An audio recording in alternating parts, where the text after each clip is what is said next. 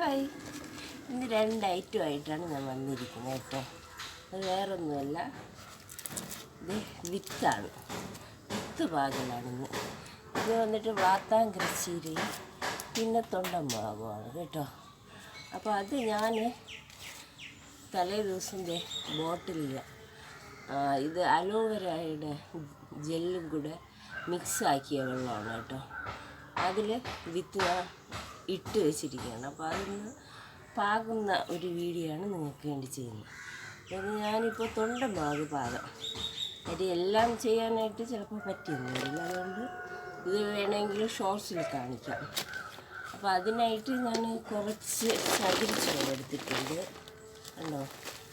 അപ്പോൾ ഈ ചകിരിച്ചോറിലേക്ക് ഞാൻ കുറച്ച് മണൽ മിക്സാക്കിയാണ് കേട്ടോ. ഈ മണലിലാണെങ്കിൽ ചരലൊക്കെ കിടക്കുന്നുണ്ട്. നിങ്ങളെടുക്കുമ്പോൾ ചരലൊന്നും ഇല്ലാത്ത മണൽ വേണം എടുക്കാൻ കേട്ടോ.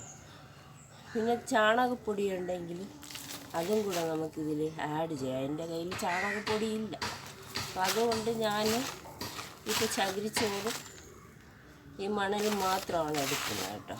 ചാണകപ്പൊടിയുള്ളവർ അങ്ങനെ അതും കൂടെ മിക്സാക്കി പാകുന്നതായിരിക്കും നല്ലത്. എൻ്റെ കയ്യിൽ ചാണകപ്പൊടി ഇല്ലാത്തതിലാണ് ഞാനിപ്പോൾ മണൽ കാണാൻ പറ്റുന്നത്. എനിക്കിത് ഉയർത്തി വയ്ക്കാനായിട്ട് പറ്റാത്തൊരവസ്ഥയാണ് കേട്ടോ.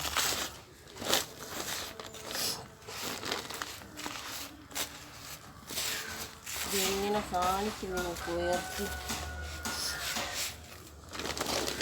കണ്ടോ.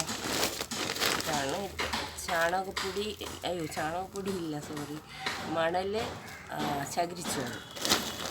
അപ്പോൾ ചകിരിച്ചോറ് എപ്പോഴും കുറഞ്ഞ് നിൽക്കണം. ഞാനിത് പെട്ടെന്ന് കൂടിപ്പോയി ചകിരിച്ചോറ്.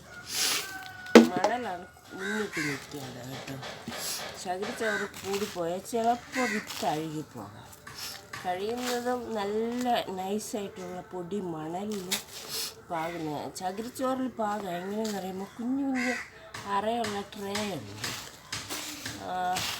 അത് ട്രേലല്ല, പോട്ട്, കുഞ്ഞു കുഞ്ഞ് അറയുള്ള പോട്ട്. അതിൽ നമ്മൾ ചകിരിച്ചോറ് വെച്ച് ഇതാക്കിയാൽ വലിയ കുഴപ്പമില്ല. മറ്റേത് നമ്മൾ വലിയ ചട്ടിയിലാവുമ്പോൾ ഉണ്ടല്ലോ പെട്ടെന്ന് ഇത് അഴുകിപ്പോകാൻ സാധ്യതയുണ്ട്. ഞാനിപ്പോൾ എടുത്തിരിക്കുന്ന പോട്ടെന്ന് പറയുന്നത് ഈ സൈസുള്ള പോട്ടാണ്. അപ്പോൾ ഇത് ഇങ്ങനത്തെ പോട്ടിൽ നമ്മൾ പാകുമ്പോഴത്തേക്കും ഇതിൽ വെള്ളം കൂടുതലായിട്ട് നിൽക്കാൻ സാധ്യതയുണ്ട്. അപ്പോൾ അങ്ങനെ വരുമ്പോൾ ചിലപ്പോൾ അഴുകാം, ചിലപ്പോൾ അഴുകത്തില്ല.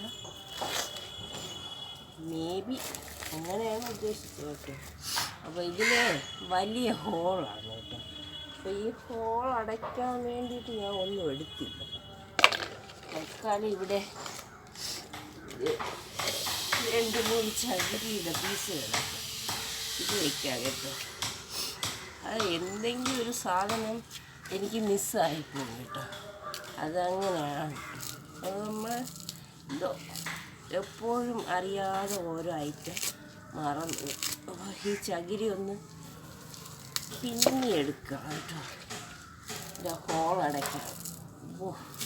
ഇതെന്തോ ചകിരിയാണ്, ഭയങ്കര കഷ്ടമാണ് കേട്ടോ. മണ്ണ് പുറത്തേക്ക് പോകാതിരിക്കാൻ വേണ്ടിയിട്ടാണ്, അത് വേറെ എന്തെങ്കിലും ഉപയോഗമൊന്നുമില്ല. അപ്പോൾ ഇതൊക്കെയുണ്ട്. ഇങ്ങനെ ഇട്ടിട്ട് ഇതിലേക്ക് മണ്ണ് കുറച്ചും കൂടെ വലിയ പോട്ടാകുമ്പോൾ, ഇങ്ങനത്തെ വലിയ പോട്ടാകുമ്പോൾ ഈ വിത്ത് നമുക്ക് നല്ല രീതിയിൽ പാകാൻ പറ്റും. ഞാനിതിപ്പോൾ ഇടുമ്പോൾ ഇത് ഞെരുങ്ങിയായിരിക്കും വളരുന്നത്. അപ്പോൾ അന്ന് ഞാനൊരു തക്കാളി പാകിയിട്ടുണ്ടായിരുന്നു. അപ്പോൾ അത് മലക്കറി കടയിൽ നിന്ന് നമ്മൾ വാങ്ങിയ തക്കാളിയാണ്. എനിക്കതിന് വലിയ പ്രതീക്ഷയില്ലാത്തതുകൊണ്ട് അത്, പക്ഷേ അതിൽ തൈകൾ വരുന്നുണ്ട് കേട്ടോ. പ്രതീക്ഷയില്ലാതെ ഞാൻ അതിനെ ഒതുക്കി അങ്ങ് വെച്ചിരുന്നു, എന്നാൽ അതിൽ തൈകൾ വരാൻ തുടങ്ങി. അപ്പോൾ ഇതേ ഇത്രയും നിറച്ച് കേട്ടോ.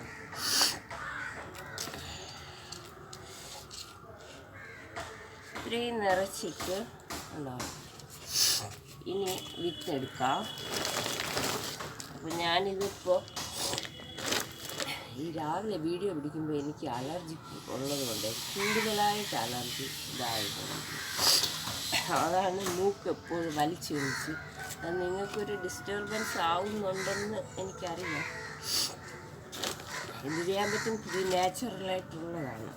അപ്പോൾ ഈ രാവിലെ ടൈമിൽ നമുക്ക് ഓവറായിട്ട് ഇത് വന്നുകൊണ്ടിരിക്കും അലർജി.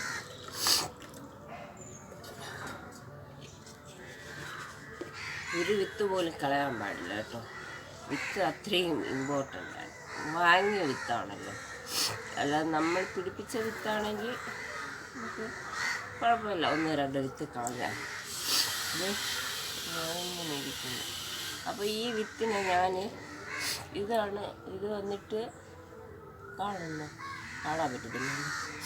ഇത് അലോവേര ജെല്ലാണ്. അതിനെ ഞാൻ മിക്സാക്കി ആ നീരിലാണ് ഇട്ട് വെച്ചത്. അത് ഇടുന്ന വേറൊന്നും കൊണ്ടല്ല, പെട്ടെന്ന് വേര് പിടിക്കാൻ വേണ്ടിയിട്ടാണ് കേട്ടോ. പെട്ടെന്ന് അത് മുളച്ച് വരും, അതിന് വേണ്ടിയിട്ടാണ് ഇങ്ങനെ പാകയാണേ. കുറച്ചുകൂടെ വലിയ പോട്ടായിരുന്നെങ്കിൽ ഇതിന് ഒന്നിൻ്റെ പുറത്ത് ഒന്നായിട്ട് അങ്ങനെയായിരിക്കും വളർന്നു വരുന്നത്.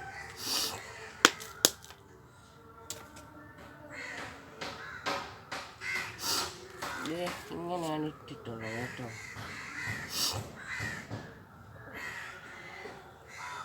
ഇതിൻ്റെ മീതെ ഇനി ഞാൻ ഈ മണ്ണ് കൂടെ കുറച്ചുകൂടെ ഇട്ട് കൊടുക്കുകയാണ്. കുറച്ച്, ഒരു കൂടുതലല്ല, അതിൻ്റെ പുറത്തിങ്ങനെ ജസ്റ്റ് ഒന്ന്.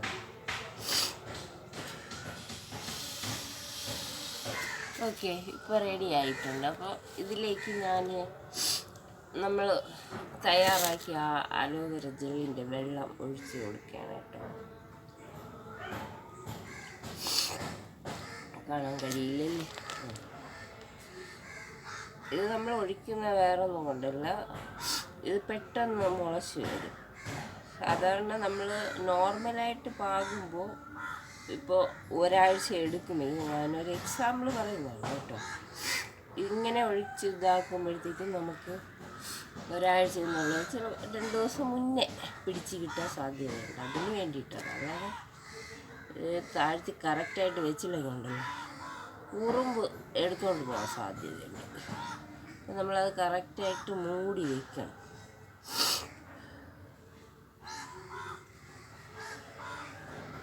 നിങ്ങളും ഇതേപോലെയൊക്കെ കൃഷിയൊക്കെ ചെയ്ത് നോക്കണം കേട്ടോ.